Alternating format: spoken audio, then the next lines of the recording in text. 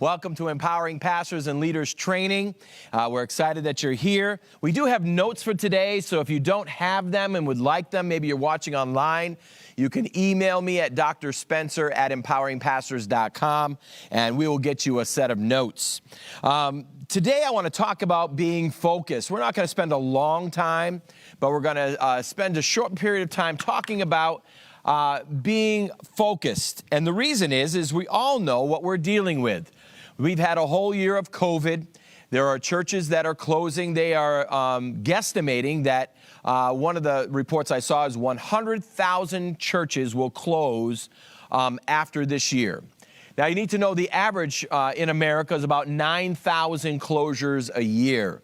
So it will be 10 times what the average is. And the reason for that is because a lot of churches went in and they've lost their focus, or they didn't have forethinking. What is forethinking? Thinking ahead. Thinking ahead is very important, especially if you're going to be running an organization. And the reason why forethinking is important is because you have to be ready not only for what you're dealing with immediately in front of you, because if that's all and the only way you deal with life, then you are called a reactionary leader. Reactionary leaders never survive. And the reason for that is you're constantly having to put out fires. You're constantly having to run around and fix what's wrong. Well, a forethinker does things differently. What a forethinker does is they are prepared for when it happens, or they at least have had a conversation of when things are going to hit the fan, that it hits it right. And so when you are a person that is a forethinker, you still have to be wise enough to stay focused. When you're not focused, that means you're out of focus. That's right. It's very simple. If I have what's called an astigmatism. And astigmatism, I'm not nearsighted or farsighted. Astigmatism is like, the lines, you'll have 3 lines instead of 1 line. So if I take my glasses off, I can read my paper. I just have to squint a little bit. It comes back into order. But the fact is that I'm out of focus. I can see you. I can read reserved. I can see the camera. I can see the big clock, 12:06, 38, 39, 40. But it's not clear to me. When I put my glasses on, it allows my eyes to focus and bring all the lines in alignment. What happens many times when you're dealing with issues, whether it be COVID or whether it be church schisms, whether it be staffing issues, whether it be financial crisis, no matter what you're dealing with, that you still have to learn how to make sure that your thinking stays focused, or else you're going to turn into a reactionary leader that is constantly going to be chasing and putting out fires. The leader that is constantly putting out fires is a leader that is never going to advance. You cannot advance if you're putting out fires all the time. You cannot advance if you're looking at 3 lines, not sure which one to jump at. So we've got to be people that are going to be focused thinkers. There's a difference between a dreamer and a successful thinker.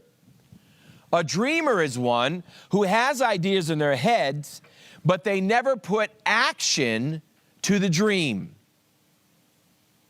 There are a lot of people, in fact, I remember Dr. Johnson first saying this to me. He says, the place where there are more buried vision, dreams, and inventions are the graveyards. Because people have had vision, had dreams, had design, had desire, but never did anything with it their entire life, and they died with the idea. And there are many dreamers, but you and I can't be people that are going to think the way a dreamer does. You have to be willing to be a forward thinker. You have to be willing to be focused in where and what you're doing. And in that is a successful thinker. They take the dream and start putting the puzzle pieces together. You've got to be a person that is going to be focused on the enlarged picture, not on the small piece of the puzzle. If you can only see the piece of the puzzle, then you'll never have the vision for the entirety. Now, it's not that you're not going to have to at some point in time focus on smaller pieces, because that's what builds the entirety. But if all you're seeing is the small pieces, you'll never be able to have the fullness of what it's supposed to look like when it's completed. So as people of God, especially people of God, when we're dealing with this year of COVID, there are a lot of pastors who are just in what I call survival mode. They're just trying to make it from week to week.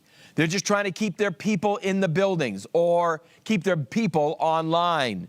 They're trying to keep their building from being closed. That right there is a bad way of thinking. That right there will put you in a closure mentality.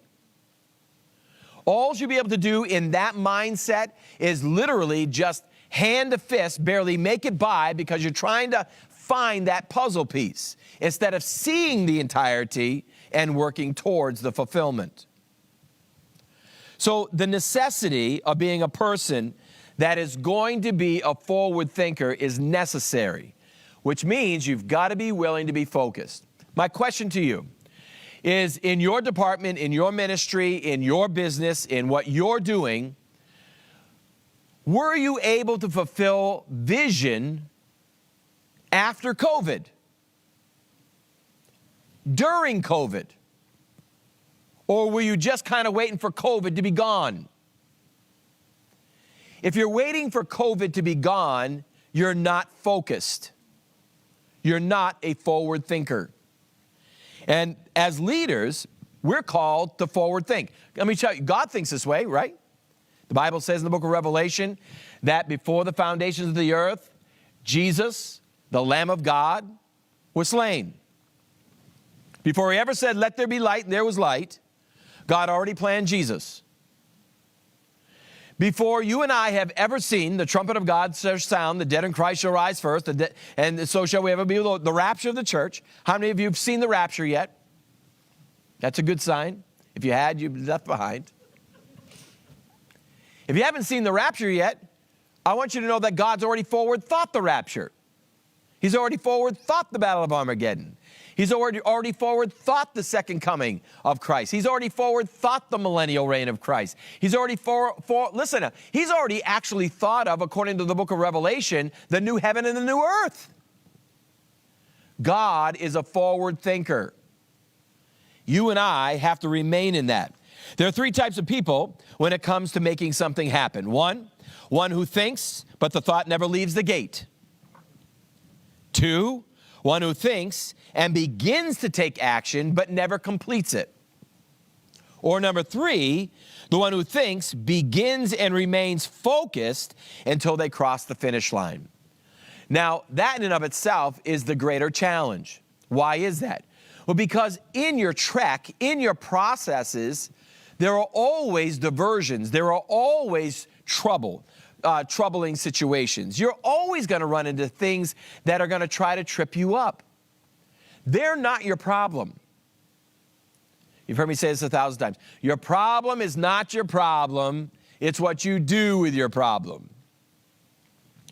A person who is focused knows that things are going to come, but they're refusing to allow them to derail them from the focus of the entirety, and so they're not having to run around just constantly put out fires. We all have excuses, and his tabernacle right now, I'm excited for the numbers. Nationally, they're high, but you know, we have about, I think they said 370 something this week in church. You know, thank God for 370. We were running 750, 800 before COVID. Well, to some, that's like, oh my goodness, you know, you're only half of what you were. But you need to recognize, I'm not building for 700 or 800. We're building for 2,500. We're building for 5,000. We're building for greater than we've ever seen before. So if we're allowing what COVID has accomplished to derail us or discourage us or bring us to a place of not being focused, or literally we're just hand to fisting it, then you're never going to reach the ultimate goal that God has pre-planned for you to have.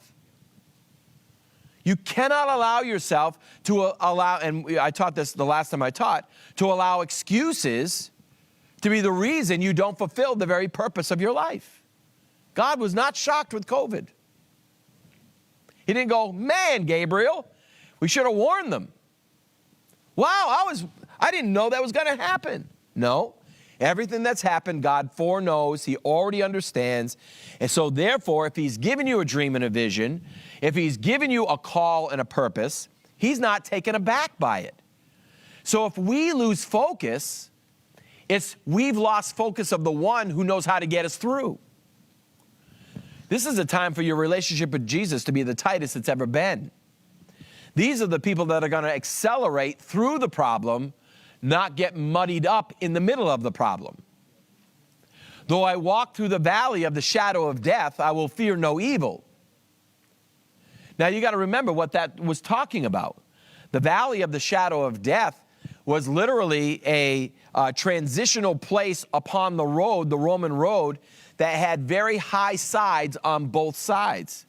The valley of the shadow of death, the reason it was called that was because sunshine very rarely ever got in there, because it was only at the highest point of the day, and other than that, it always was casting shadows and was dark the earliest part of the day.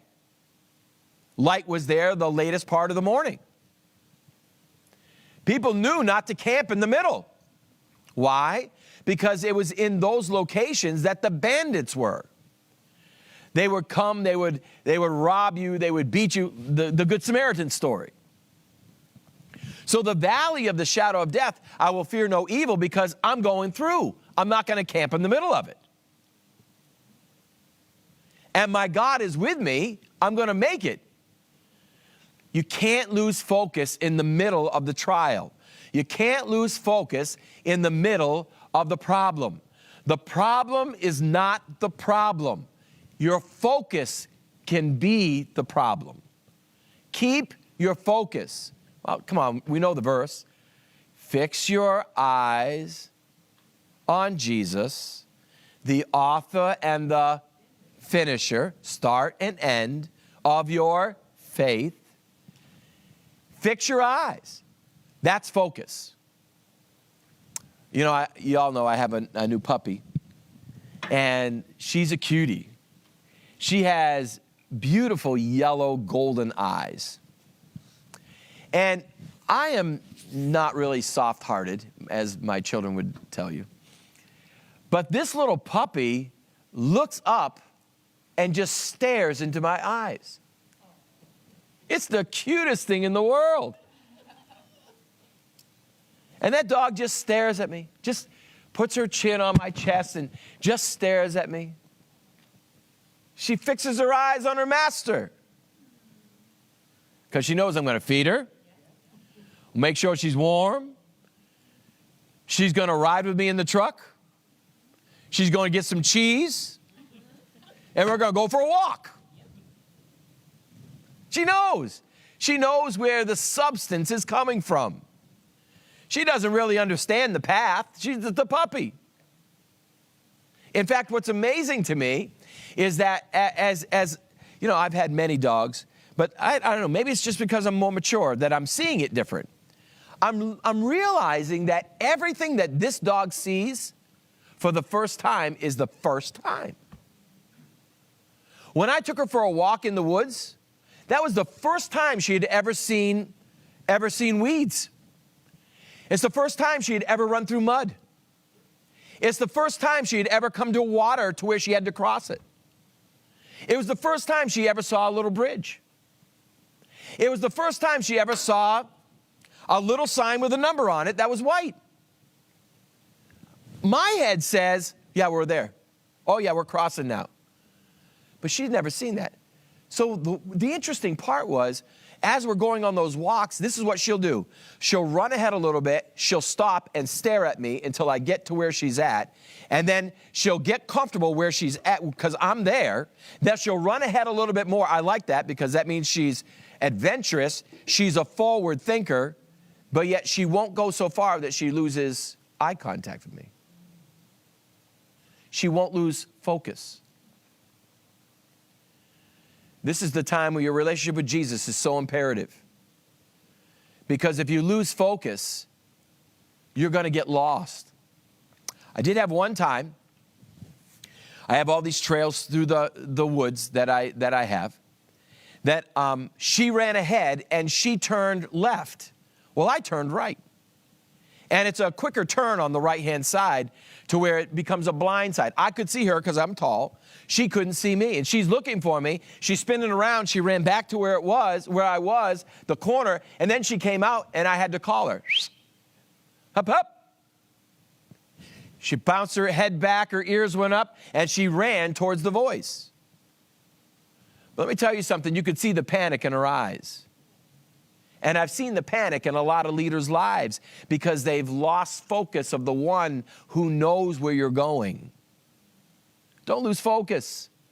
Your forward thoughts are those that are created in vision as you've sat in the presence of the Lord and all of a sudden God births something in your spirit. Then the gestation period comes and now the birthing is there and that baby's always looking for sustenance. That baby's always looking for the direction because everything they see is new. COVID was new. No one had ever seen COVID before. No one had ever closed their church in America like this before. The forward thinkers immediately went to parking lot. The forward thinkers immediately went online. The forward thinkers immediately started contacting their people and trying to connect them because the vision is more than just a building. Come on now, we're the kingdom of God. So all of a sudden, vision enabled the people to not be disconnected but connected, and literally those finances didn't go down here. They didn't go down because vision had been planted and because connections had been made. How can I stay focused? Number one, you got to remove distractions. You got to. The more you look at a distraction in your life, the bigger it becomes. Your problem is not your problem. It's what you do with your problem. But when your problem becomes your problem, it starts to enlarge itself. It becomes consuming. Now you're going to sleep thinking about it. You're waking thinking about it. Now it is not something that is just there. Now it is your life. Your problem is now your life. And you've lost focus on the entirety of where you're going. You got to get rid of distractions. It's critical. It's an annual wasting time at workspace. Salary.com reported that 89% of respondents admitted that they waste time at work each day. A small percentage even admitted they waste at least half of an 8-hour workday on non-work related tasks. For the 61% who admit to wasting 30 minutes to an hour a day, the lost productivity may not seem like a big deal. But for a small business owner, every 30 minutes each day adds up to 2.5 hours a week or 135 hours per work person every single year. So if you have 10 people that work in your office and you're losing 130 hours, let's just say cheap, $10 an hour. How much money is the business losing?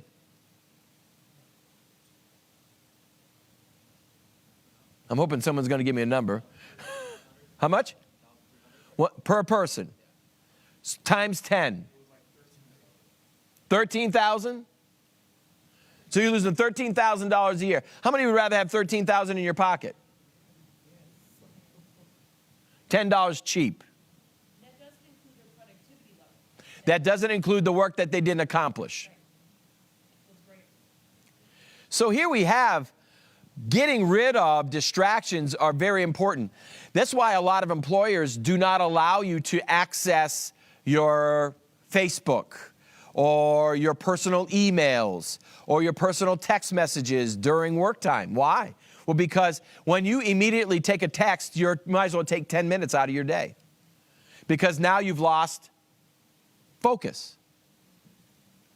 I'm the kind of guy where when I'm writing a book, I have a problem. Here's my problem writing.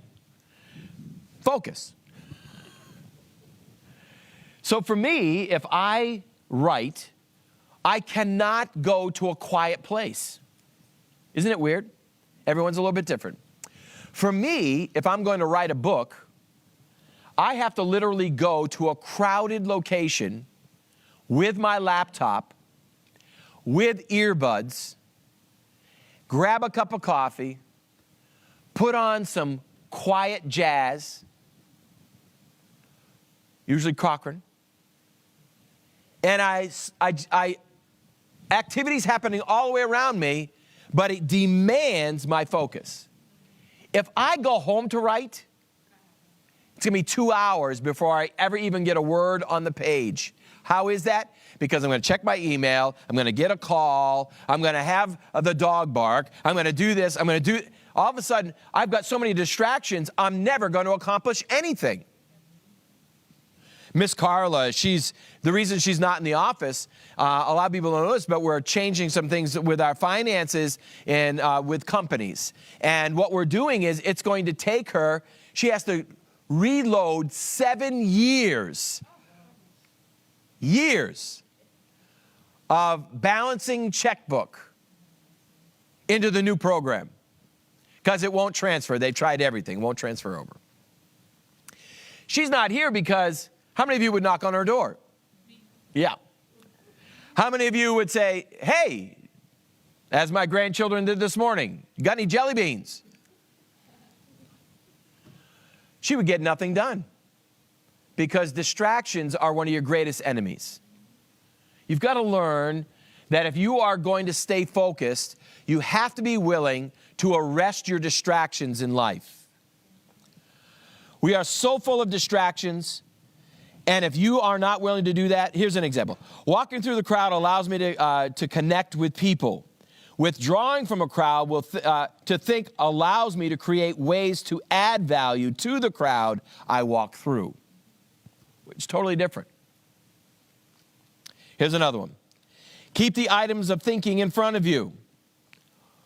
Ralph Waldo said it, concentration is the secret of strength in politics, in war, in trade, in short, in all management of human affairs. Set goals. What are you going to accomplish today? How many of you still do, don't admit it, or don't?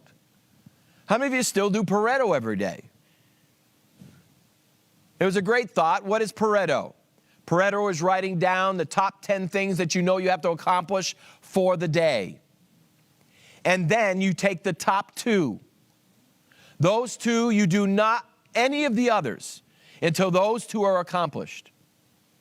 And then we went through what's called The One Thing, the book called The One Thing, where it takes Pareto on a deeper aspect of greater productivity. In fact, when they did a study on The One Thing, that when you accomplished it, your productivity level would raise 30%. What is the one thing? Well, the Pareto, you write down the 10, you take the 2 most important, you only do those 2, and you don't touch any of the others until those are accomplished. The One Thing takes it to those 2 and says, which one of these is the highest priority? And I will do not even number 2 until number 1 is accomplished. It brings productivity level up 30% in your life. Well, why is that? It's called greater focus, setting your priorities. And let's be honest, most of us fly by the seat of our britches. Que sera, sera, good old Doris Day.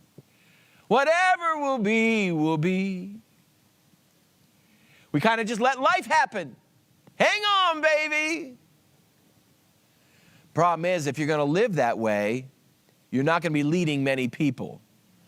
Because people will only follow you in your figure 8 for so long. Well, let me say that one more time now. People will follow you in your figure 8 only so long. What do you mean figure 8? Well, it's not a circle. So people aren't going to get dizzy. They're thinking they're getting somewhere, but they keep coming back to the same beginning location, the figure 8. If you're going to be living by the life of distractions, you're going to be living in that figure 8. And you're never going to break the cycle. People ultimately, especially visionaries, will get sick and tired of following you.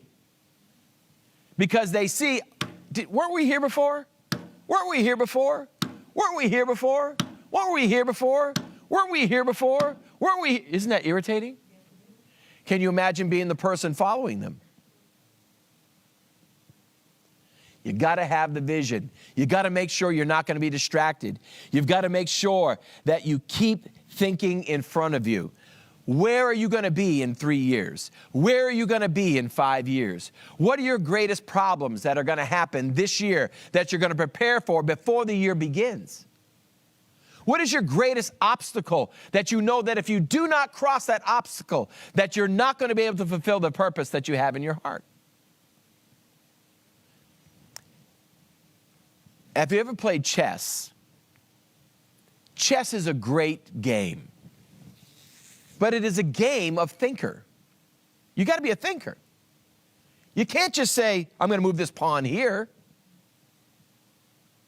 Because you have to think steps in advance. Some people actually, the real good players, have the game done in their head before they move their first, what do they call them? Piece. Thank you. Before they move their first piece, they already have the whole game done. They're the ones that all of a sudden now somebody moves a pawn or somebody moves a rook in a spot that wasn't in their plan. They now have to readjust, but they haven't lost the ultimate vision of taking the king. Where's your life? Where is your thoughts? Are you just trying to get through today? Are you just trying to get through 2020? Listen, 2020 didn't bother me. Oh my goodness, 2020 is the worst year of my life. Really? Listen, I didn't say it was fun. But 2020 does not, come on now, 2020 does not define my life or ministry. It refined it. It demanded greater focus. It demanded more forethinking. It demanded it. And those that didn't produce that are now just surviving, hoping that 21 is going to be better. If you got to hope that 21 is better, you need to listen to this twice. Because you've ultimately lost everything already before it ever came into being. You've got to think. Question your progress. Set your goals. People don't like to question their progress because that means they've got to actually judge themselves. I got a bunch of people telling me, well, you know, Pastor, I'm coming back. This is still my home. I haven't left. I'm coming back. And I say to them, well, what's your plan?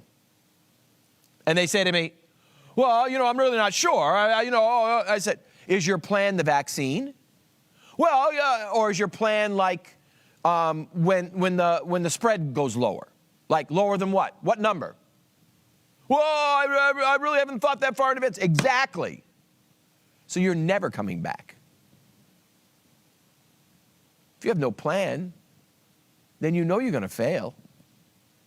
And if you don't judge your plan, then you might be in failure thinking you're in success. You got to be willing to be honest with yourself. Am I truly succeeding, at least directionally? Or am I just chasing the distractions all over the place? Have I lost so much focus that I don't even know if I'm on the right side of the road or not? I've told this story before. Because remember, focus isn't just your eyes, it's also your mind. I did an interview of a very honorable man of God.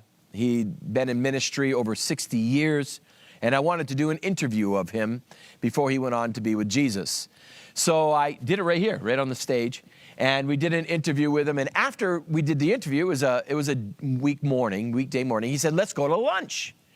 And he was in his mid-80s at that point in time, and I didn't know how he drove. And so I said, "No, I'll just meet you there." That was great wisdom. It was great wisdom. Because when he left the parking lot, he drove from here all the way to the brewery on the wrong side of the road. The only reason he didn't get in a head-on accident right near the brewery is he kind of figured it out when on the right side of the road. Man, I'd have been messing my drawers if I was in that car.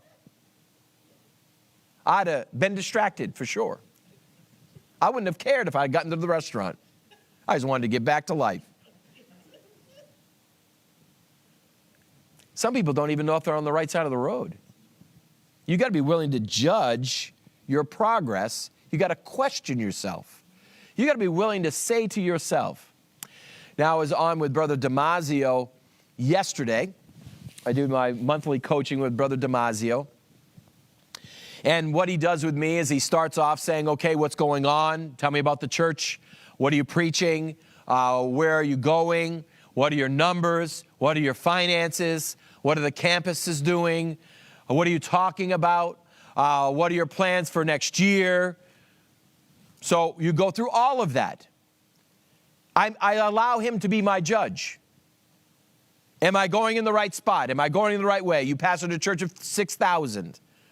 You know, what are your thoughts about where we're going? That sounds right. That sounds good. Ooh, you might need to make an adjustment here. Have you thought about this before? All of that is so important because it allows yourself not to become a person that is going to be so drunken by what you consider is your own success that you actually are so drunk but that you're walking into walls. Your focus can not only be through your eyes, but can also be through the eyes of somebody who's watching you, who literally will give you the true, honest opinion of your success and or your failure. What was that guy that he was from Asian descent, and he sang a song. Was it? What is it? Yeah, She Bangs. William Hung. How many remember that guy? Oh my goodness, you need to look it up on YouTube. William Hung and him singing. He became an international star, actually. But the wild part was, everyone lied to him.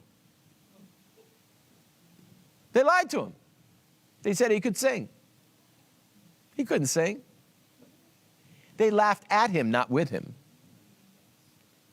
You don't want to be laughed at. You want people to laugh with. You don't want someone to look at you and go, "Oh, really? Oh, yeah." So having somebody that you allow in your life that will also give you focus and judge your focus is important. There's a cost. You can't always be around everybody. You can't allow yourself to be around everybody. You've got to choose. Successful people choose their friends. Unsuccessful people have friends. And you don't want just friends, you want people who are literally going to be honest enough with you to tell you whether you are barking up the wrong tree. They're not comfortable people in your life all the times.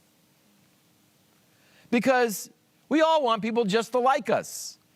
We all want people just to agree with us. You ever seen somebody who gets angry? The first thing they try to do is find somebody who will agree with them to validate their feelings. That's not a good friend. The cost is loneliness, isolation. The cost is that you're not going to be around as many people. You're choosing the people that you're going to have speak into your life. You've heard people say, leadership is lonely. That's true. And the more people you lead, or the larger your leadership capacity becomes, the actual lonelier it is. You know what that means? You got to like yourself.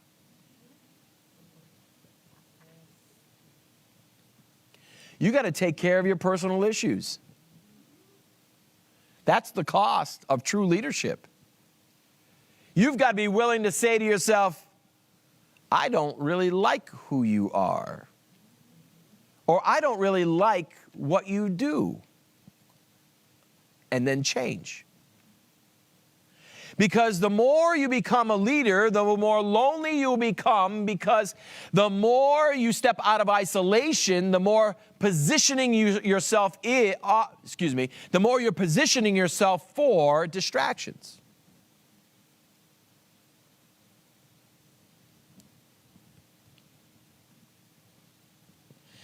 Here's the next one. You can't do everything. Well, you know, I do it the best. Honestly, that might be true. Well, they don't do it the way I like it. Well, listen, if you're ever going to give out opportunity, the less I do, the more I accomplish. The less I do, the more I empower others to fulfill their destiny. The more you give out and delegate responsibility to take you where you need to be so you're less distracted as a leader, here's the fact. They're not going to do it the way you do it. You might do it the best. But guess what? If you do everything, you've done nothing. I'm sure you remember the study that we did when it came to multitasking. There is no such thing. The computers, everybody says, well, computers are multitasking. No, they're not. They're actually doing only one thing at a time. They're just doing it so fast, it looks like a multiplicity. They say if you're doing two things at one time, multitasking, neither are being done to the highest quality. And the moment you step into the third thing, you are at that point not accomplishing anything. It always makes me chuckle when people say, well, I'm a multitasker. No, you're not. No, you're not. You think you are. You wish you were. But the fact is you can't do more than one thing at a time and think you're going to do it well. You've got to be focused. Oh, I'm almost done.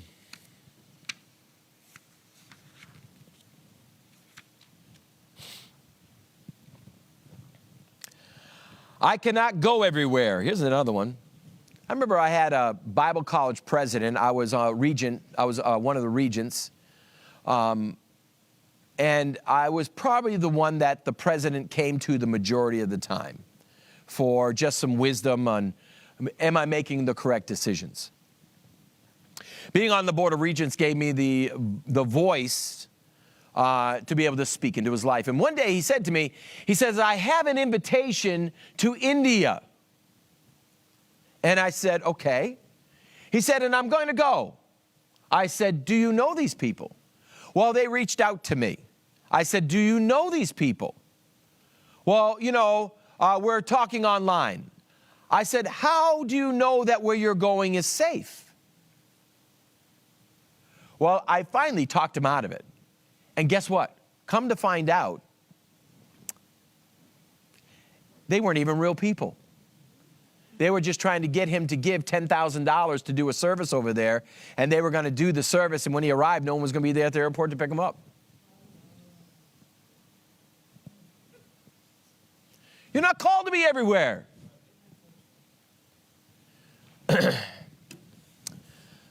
I know that if I wanted to be an evangelist, I could be. I know my giftings. I was an evangelist. I know how I flow in the Spirit. I know that I could get bookings, really no problem. But I'm not called there.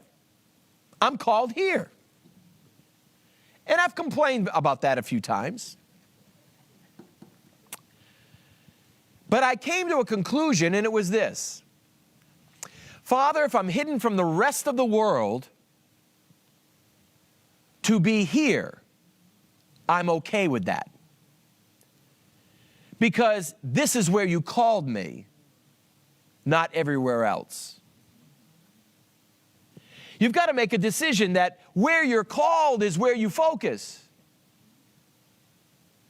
I could be focused everywhere. I could do almost anything I wanted. But that's not what I'm called to do. One of the things the Holy Spirit told us to tell the people when we first started this church is my wife and I are lifers here. The average church, the pastor stays on average in America right now 4 years. And then they leave. The average youth pastor stays about 8 months. The average worship pastor stays about 1 year. And then they leave. They go find another avenue of ministry. They go to another church. That's the average. To find a pastor that stays 15 to 20 years is extremely abnormal these days.